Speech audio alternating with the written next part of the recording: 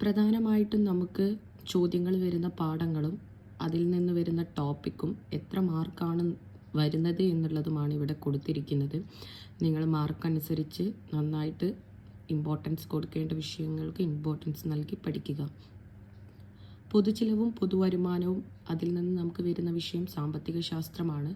4 mark അതിന് വരും. അതുപോലെ തന്നെ ഇന്ത്യ സാമ്പത്തിക ഭൂമിശാസ്ത്രം എന്ന് പറയുന്ന പാഠഭാഗത്തിൽ നിന്നും ഭൂമിശാസ്ത്രത്തെക്കുറിച്ച് ചോദ്യം വരും. 5 മാർക്കാണ്. വൈവിധ്യങ്ങളുടെ ഇന്ത്യ എന്ന് പറയുന്ന ചാപ്റ്ററിൽ നിന്നും ഭൂമിശാസ്ത്രത്തെക്കുറിച്ച് ചോദ്യം വരും. 7 മാർക്കിനായിരിക്കും ചോദ്യം വരിക. അടുത്ത പാഠം ഉപഭോക്താവ് സംതൃപ്തിയും സംരക്ഷണവും സാമ്പത്തിക ശാസ്ത്രം 4 മാർക്കിന് ചോദ്യം വരും. അതുപോലെ തന്നെ ഋതുഭേദങ്ങളും സമയവും അല്ലെങ്കിൽ കാറ്റിൻ്റെ ഉറവിടം തേടി അതിൽ നിന്നും ഭൂമിശാസ്ത്രത്തെക്കുറിച്ച് 8 മാർക്കിന് ചോദിക്കും.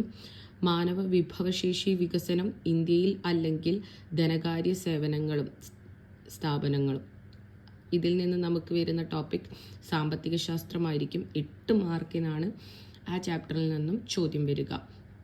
അടുത്തത് ആകാശക്കണ്ണുകളും അറിവിൻ്റെ വിശകലനവും അല്ലെങ്കിൽ ഭൂതല വിശകലനവും ഭൂപടങ്ങളിലൂടെ എന്ന് പറയുന്ന ചാപ്റ്ററിൽ നിന്നും ഭൂമിശാസ്ത്രത്തെക്കുറിച്ച് 4 മാർക്കിനായിരിക്കും ചോദ്യം വരിക. അടുത്തത് പൊതുഭരണം രാഷ്ട്രതന്ത്രശാസ്ത്രം ഇതായിരിക്കും വിഷയം വരിക. 4 മാർക്കിനായിരിക്കും. സമരവും സ്വാതന്ത്ര്യവും അതിൽ നിന്ന് ചരിത്രത്തെക്കുറിച്ചായിരിക്കും 5 മാർക്കിന് വരും. കേരളം ആധുനികതയിലേക്ക് അതിലും ചരിത്രത്തെക്കുറിച്ച് തന്നെയായിരിക്കും ചോദ്യം വരിക. 4 മാർക്കിനായിരിക്കും. സംസ്കാരവും ദേശീയതയും ചരിത്രം തന്നെ ചോദിക്കും 4 മാർക്കിന്. സാമൂഹ്യശാസ്ത്രം എന്തിന് അതിൽ നിന്ന് സാമൂഹ്യശാസ്ത്രത്തെക്കുറിച്ച് കോമൺ ആയിട്ടൊരു ചോദ്യം വരാം. 3 മാർക്കിനായിരിക്കും. പിന്നെ അതുപോലെ തന്നെ ലോകത്തെ സ്വാധീനിച്ച വിപ്ലവങ്ങൾ അല്ലെങ്കിൽ ലോകം 20-ാം നൂറ്റാണ്ടിൽ ഇതിൽ നിന്നും ആ ഒരു ചരിത്രം നിങ്ങൾ പഠിച്ചു വെക്കുക.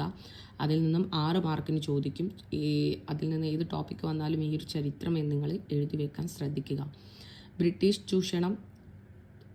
ചൂഷണവും ചെറുത്തുനിൽപ്പും അല്ലെങ്കിൽ സ്വാതന്ത്ര്യാനന്തര ഇന്ത്യ അതും ആ ഒരു ചരിത്രമായിരിക്കും ചോദിക്കാം. 6 മാർക്കിന് വരും. രാഷ്ട്രവും രാഷ്ട്രതന്ത്രശാസ്ത്രവും അല്ലെങ്കിൽ പൗരബോധം നമ്മളെ പൗരബോധത്തെക്കുറിച്ച് രാഷ്ട്രവും രാഷ്ട്രതന്ത്ര ശാസ്ത്രവും എന്ന് പറയുന്ന വിഷയത്തിൽ 8 മാർക്ക്. അപ്പോൾ ആലോചിച്ച് വെക്കുക. രാഷ്ട്രവും രാഷ്ട്രതന്ത്രശാസ്ത്രവും എന്ന് പറയുന്ന ടോപ്പിക്കിൽ നിന്നും 8 മാർക്കിന് ചോദ്യം ചോദിക്കും. ഈ രീതിക്ക് നിങ്ങൾ പഠിച്ചു വെക്കുക.